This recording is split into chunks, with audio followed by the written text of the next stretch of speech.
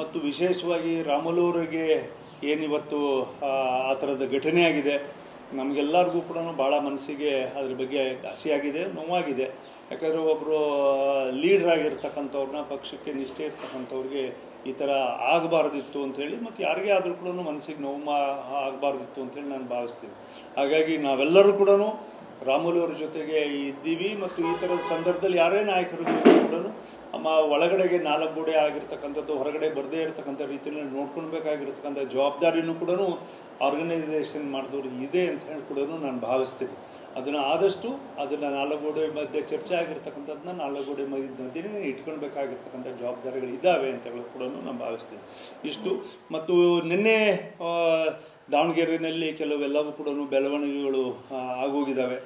ಅಲ್ಲಿ local bodies ಎಲೆಕ್ಷನ್ಸಲ್ಲೂ ಕೂಡ ನಿಮಗೆಲ್ಲರಿಗೂ ಬಿಜಾಪುರದ ಏನಾಗಿದೆ ಅಂತೇಳಿ ನಿಮಗೆಲ್ಲರಿಗೂ ಕೂಡ ಗೊತ್ತಿದೆ. ಬಿಜಾಪುರದಲ್ಲಿ ಯತ್ನಾಳ್ ಅವರು ಎಲ್ಲರೂ ಕೂಡ ಎಲ್ಲ ಎಲೆಕ್ಷನ್ಸ್ ಎಲ್ಲ ಮುಗಿದೋಗಿದೆ. ಲಾಸ್ಟ್ ಮಿನಿಟಿಗೆಲ್ಲ ವೋಟಿಂಗ್ ಆದಮೇಲೆ ಒಂದೇ ಸರಿ ಸರ್ ಇಲ್ಲೂ ಕೂಡ ಹಾಗೆ ಮಾಡಿದ್ದಾರೆ ಆರ್ಗನೈಸೇಷನ್ ಅವರು. ಸೊ ಅದನ್ನು ಹರೀಶ್ ಅವರು ಅದನ್ನು ಅವ್ರದ್ದೇ ಕ್ಷೇತ್ರ ಆಗಿರೋದ್ರಿಂದ ಅವರು ನೀವು ಸ್ವಲ್ಪ ಅದ್ರ ಬಗ್ಗೆ ಮಾಹಿತಿ ಕೊಟ್ಟರೆ ತುಂಬ ಒಳ್ಳೆಯದಾಗುತ್ತೆ ಅಂತೇಳಿ ನಾನು ಭಾವಿಸ್ತೇನೆ. ಇವಾಗ ಬೂತ್ ಮಟ್ಟದ್ದು ನಡೆದೋಗಿದೆ. ಮಂಡಲದ್ದು ಇಷ್ಟೊತ್ತು ಆಗಲೇ ಎಲ್ಲವೂ ಕೂಡ ಕ್ಲಿಯರ್ ಆಗಬೇಕಿತ್ತು, ಯಾವೂ ಕೂಡ ಕ್ಲಿಯರ್ ಆಗಲಿಲ್ಲ. ಇನ್ನೂ ಕೂಡ ಅದು ನಡೀತಾ ಇದ್ದಾವೆ.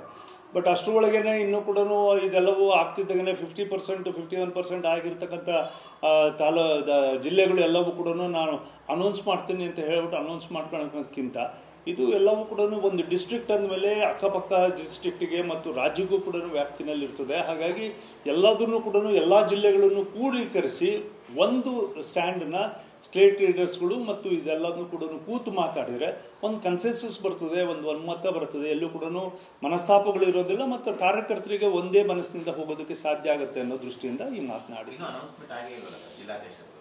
ಅನೌನ್ಸು ಇವಾಗ ಬೀದರ್ ಬೆಳಗ್ಗೆ ಇತ್ತಿದ್ರು, ಇವ್ರದ್ದು ಇತ್ತು ನಿನ್ನೆ. ಸೊ ಇದೆಲ್ಲ ಹೇಳ್ತಾರೆ. ಭಾಳಷ್ಟು ಜನ ನಮಗೆ ಫೋನ್ ಮಾಡಿದ್ರು, ಬೇರೆ ಎಲ್ಲ ಜಿಲ್ಲೆಯಿಂದನೂ ಫೋನ್ ಮಾಡಿದ್ದಾರೆ. ಹಾಗಾಗಿ ವಿ ರಿಕ್ವೆಸ್ಟ್ ಹಂಬಲಿ ಹೂವರ್ ಈಸ್ ರೆಸ್ಪಾನ್ಸಿಬಲ್, ಯಾರು ಇದಕ್ಕೆ ಜವಾಬ್ದಾರಿ ಇದ್ದಾರೆ ಡೆಲ್ಲಿ ಮಟ್ಟದಲ್ಲೂ ಮತ್ತು ರಾಜ್ಯ ಮಟ್ಟದಲ್ಲೂ, ತತ್ಕ್ಷಣ ಇದನ್ನು ನಿಲ್ಲಿಸ್ಕೊಂಡು ಇದನ್ನೆಷ್ಟು ಈ ಸಮಸ್ಯೆಗಳೇನಿದ್ದಾವೆ ಇವನ್ನೆಲ್ಲನೂ ಕೂಡ ಬಗೆಹರಿಸ್ಕೊಂಡ್ಬಿಟ್ಟು ಮಾಡಿಬಿಟ್ರೆ ಎಲ್ಲ ಕಾರ್ಯಕರ್ತರಿಗೂ ಕೂಡ ಒಂದು ಸಮಾಧಾನ ಆಗುತ್ತೆ ಮತ್ತು ಒಳ್ಳೆ ರೀತಿಯಲ್ಲಿ ಸಂಘಟನೆಯನ್ನು ಕೂಡ ಆಗುತ್ತೆ ಅಂತೇಳಿ ನಾನು ವಿನಂತಿ. ಈಗ ರಾಹುಲ್ ವಿಚಾರದಲ್ಲಿ ರಾಜ್ಯ ನಾಯಕರು ನಡ್ಕೊಂಡಿರುವಂಥದ್ದು ಸರಿ ಇದೆಯೋ ಸರಿ ಇಲ್ವೋ ಅಥವಾ ಕೇಂದ್ರ ನಾಯಕರು ನಡ್ಕೊಂಡಿರುವಂಥ ರೀತಿ ಸರಿ ಇಲ್ವೋ?